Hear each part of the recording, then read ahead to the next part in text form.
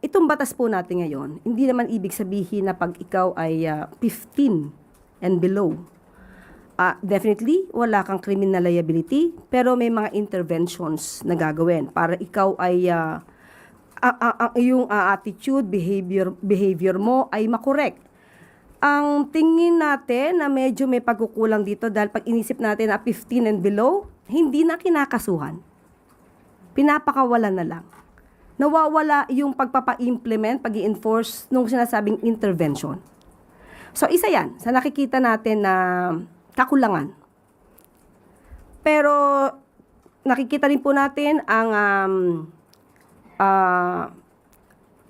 nasa isipan ng mga miyembro ng PNP na ang mga kabataan po ngayon ay mulat na kung ikukumpara noon. Nakikita po natin na pag sinabi natin ay hindi ka naman makakasuhan, mas malakas yung loob nila na gumawa ng hindi maganda.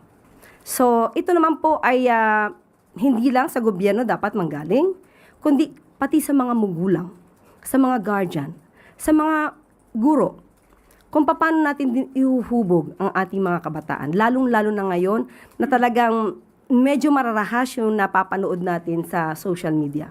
So, tulong-tulong po talaga lahat para mas agapayan natin ang mga kabataan.